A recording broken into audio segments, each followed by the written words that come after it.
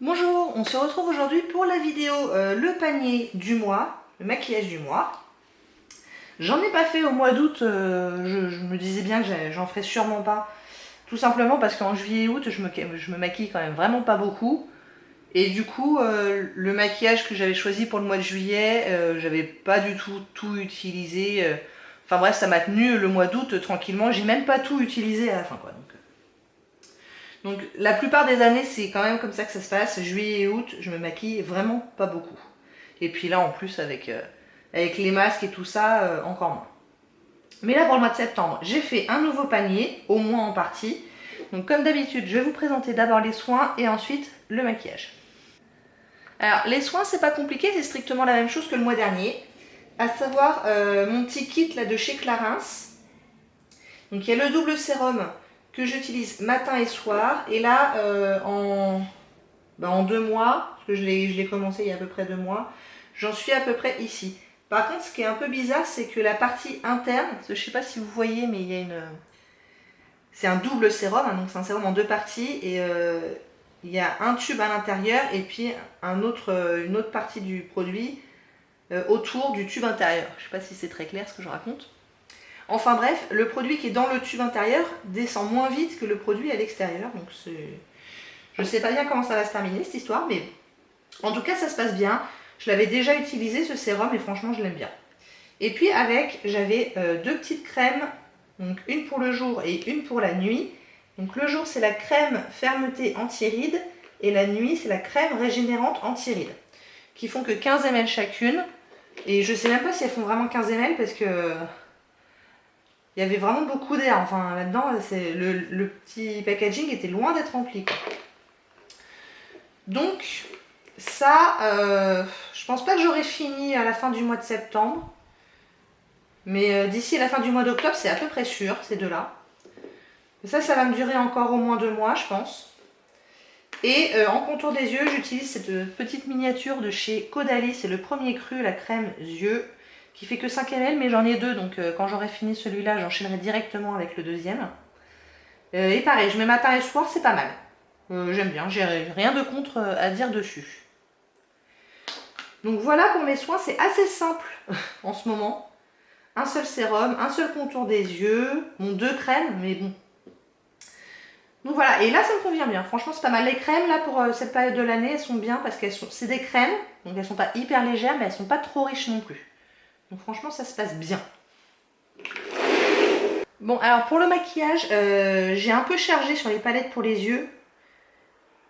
Et j'ai fait simple pour les lèvres, parce que de toute façon, à part des baumes à lèvres, je mets pas énormément de choses sur les lèvres. Vu que de toute façon c'est derrière les masques et que si c'est trop coloré, bah, d'une part de toute façon on ne le voit pas, et d'autre part le masque après il est cracra et tout, c'est pas terrible. Donc j'ai changé quelques trucs quand même, il y a des choses qui restent d'un mois à l'autre, mais j'ai changé pas mal de trucs. Donc déjà on commence avec la crème SPF que je vais garder au mois de septembre, et je pense que par contre je l'enlèverai à partir du mois d'octobre. C'est toujours la Mimitica 50 que j'aime vraiment bien, qui passe bien sous le maquillage. J'en ai utilisé un gros tiers, je dirais, pendant l'été là. Malheureusement, le packaging a craqué là tout autour, donc là je viens de mettre du scotch en espérant que ça puisse la faire attendre jusqu'à l'année prochaine. Mais voilà, c'est le seul inconvénient, c'est que le packaging a craqué, sinon vraiment je l'aime beaucoup cette crème. Ensuite on passe au primer.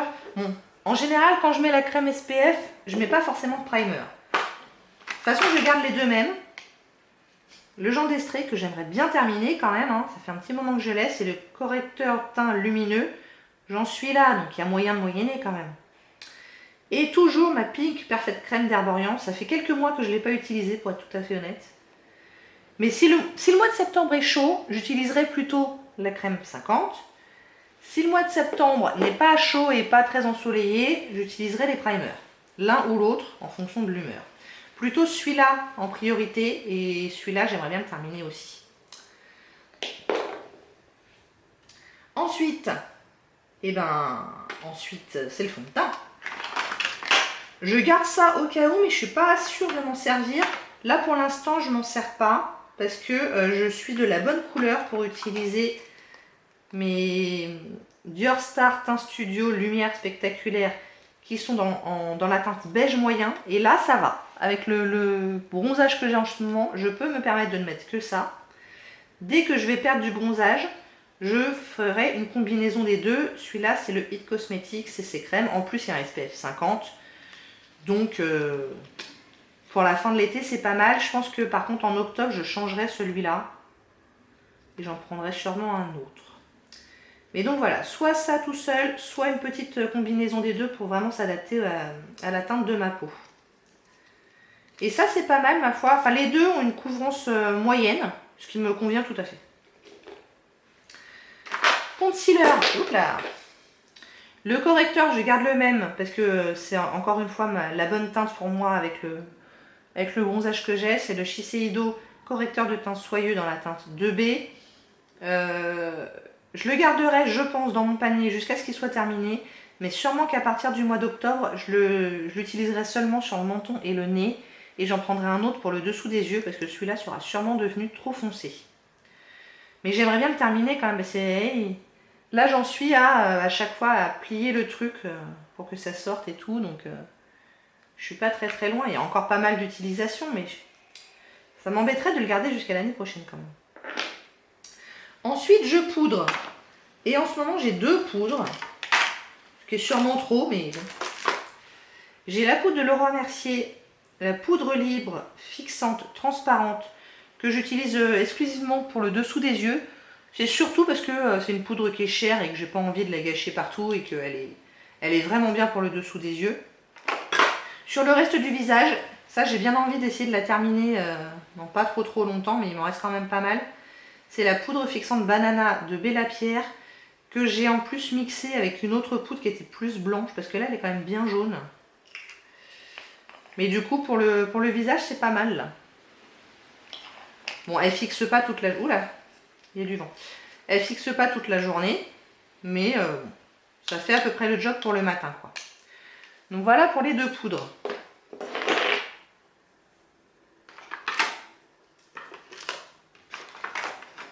Ensuite, éventuellement, je mets un peu de bronzer, surtout sur le front, parce que pour le reste du visage, encore une fois, c'est pas trop nécessaire. Et là, j'ai touché le fond sur le MAC de cet été. Et du coup, là, j'ai changé, je prends le Beachfront de Unique dans la teinte Hermosa, parce qu'il est encore un petit peu foncé. Et du coup, je vais garder mes plus clairs pour l'automne-hiver. Et il est pas mal, hein. Je l'aime bien. Il n'y a que 5,8 grammes. On dirait qu'il est énorme, mais en fait, il n'y a pas tant de produits que ça. Et je l'avais utilisé l'année dernière, j'avais bien aimé. Donc, du coup, je réitère. Ensuite, en blush, bon, je garde mon Fine One One de Benefit, que j'ai utilisé quelques fois cet été et qui avance tranquillement. Est-ce que je l'aurai terminé avant la fin de l'année? C'est pas sûr. Parce que c'est même pas sûr que je mette beaucoup de blush sous le masque. Donc bon, je m'en suis sortie quand même, mais en espérant qu'il nous laisse un peu tranquille avec le masque dans quelques temps quand même. J'en ai d'autres, hein, des blushs. Je garde celui que j'avais sorti le mois dernier, parce que je m'en suis pas servi, ou peut-être une seule fois. C'est le Bobbi Brown dans la teinte Powder Pink, et c'est un blush crème aussi. Et presque dans la même teinte, j'ai reçu dans la box Look Fantastique du mois dernier un blush minéral de chez Bella Pierre dans la teinte Amaretto, et qui est aussi un blush assez naturel, un petit peu rosé, vieux rose. J'ai pas encore eu l'occasion de m'en servir. Du coup là j'ai bien envie d'essayer. Franchement je l'ai swatché sur la main et il était joli, hein. Si vous voulez aller voir ma box Look Fantastique du mois dernier, vous le verrez en action. Mais il est plutôt sympa. Et après c'est une poudre libre, alors c'est pas très pratique mais bon. Et en blush c'est tout parce que j'en ai un autre dans ma palette.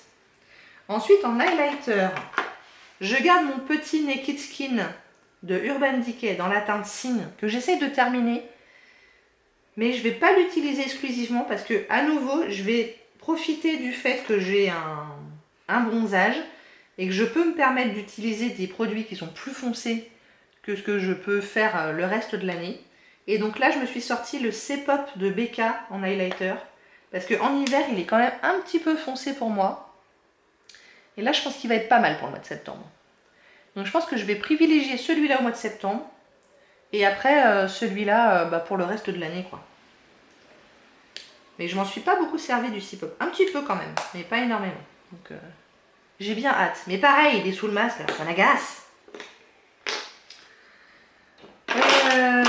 Voilà, on va pouvoir passer aux yeux. Alors pour les yeux, je me suis sorti une nouvelle base.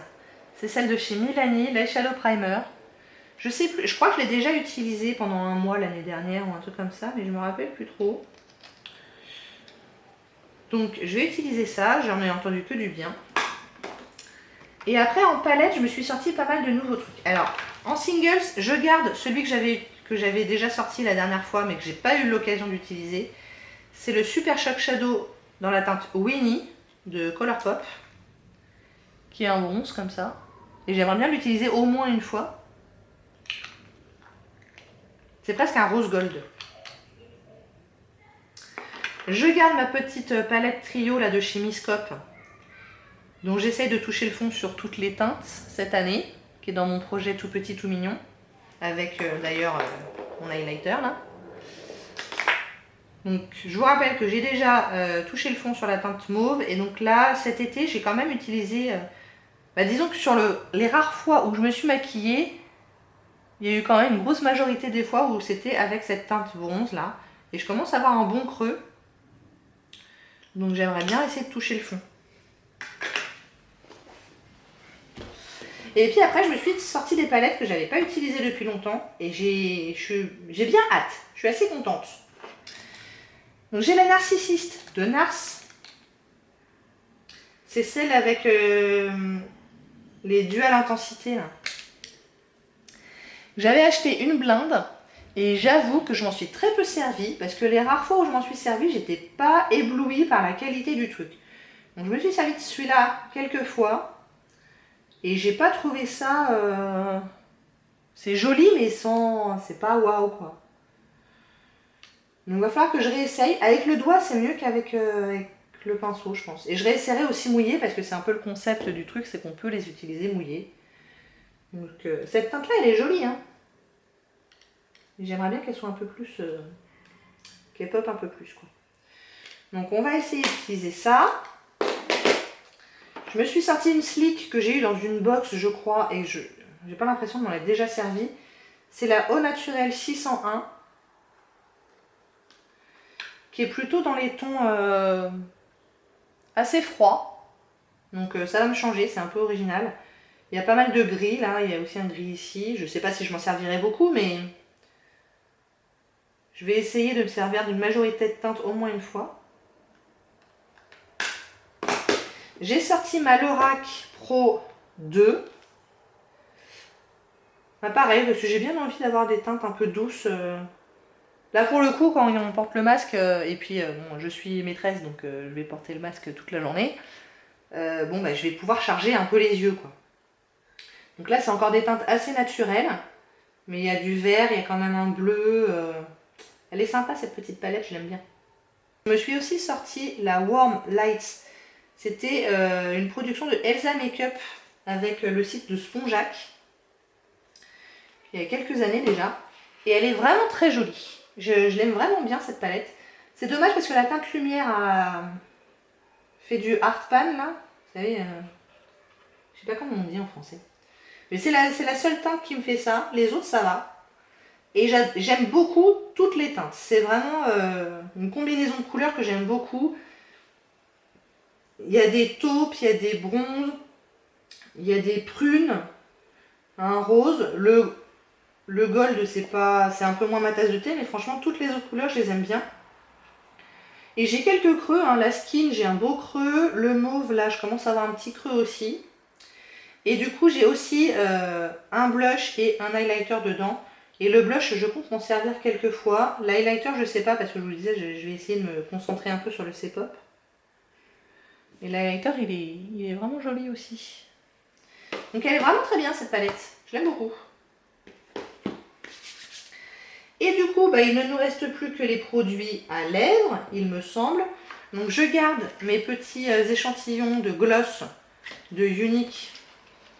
En particulier ces deux-là qui sont le Lovable et le Ladylike. Le Lovable, j'ai enlevé le stopper, donc il n'y a vraiment plus beaucoup d'utilisation dedans.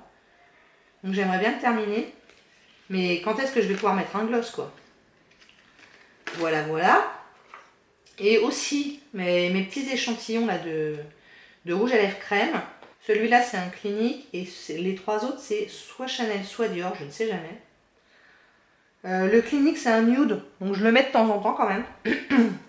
Et le rouge je l'ai mis quelques fois, mais là encore une fois masque, blablabla, compliqué. J'ai plusieurs baumes à lèvres et je pense que c'est surtout ça qui va descendre finalement, hein. Celui-là, c'est celui que j'utilise à la maison essentiellement. C'est un EOS, mais j'aime pas la couleur. C'est une couleur un peu violet bizarroïde. Je suis pas très fan de la couleur. Mais pour le coup, je m'en suis beaucoup servi en confinement et tout. Je me disais, bon, personne me voit, je me fiche d'avoir un truc dont la couleur me plaît pas. Donc je m'en suis finalement pas mal servi. Je me suis pas mal servi de celui-là cet été. Il commence à avoir un peu vécu là.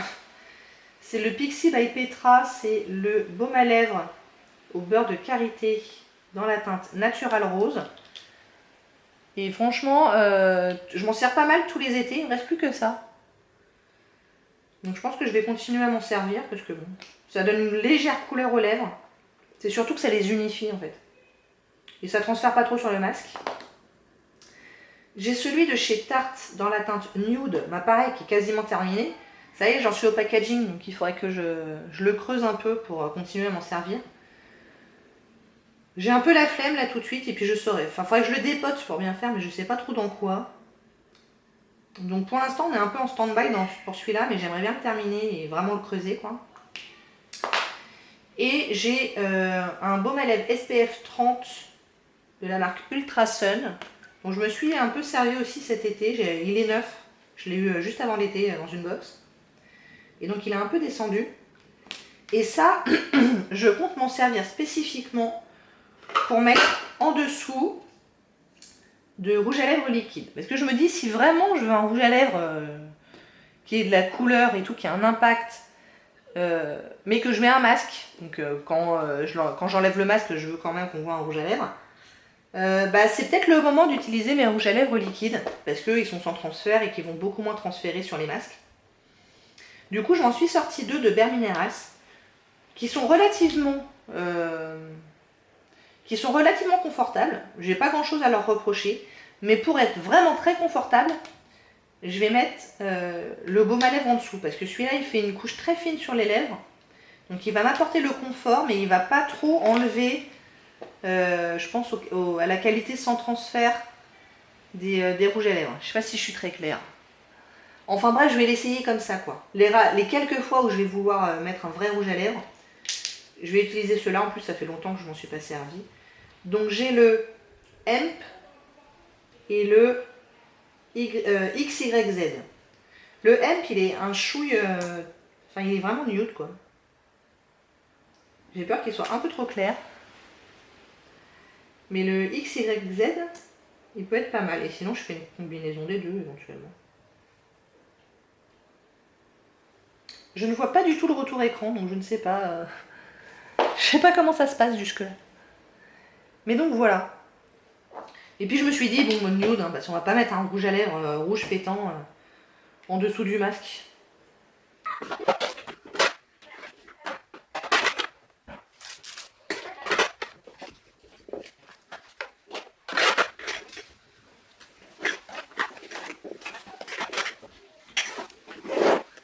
Bon voilà, vous savez tout sur les soins et le maquillage que je vais porter pour le mois de septembre. Souhaitez-moi une bonne rentrée. Le stress commence un petit peu à monter, je vous cache pas. Mais c'est un bon stress. Je suis contente de retrouver les élèves et tout. Mais voilà, vous savez tout. J'espère que ça vous a plu. Si oui, n'hésitez pas à commenter, à liker et à vous abonner. Et je vous dis à bientôt. Au revoir.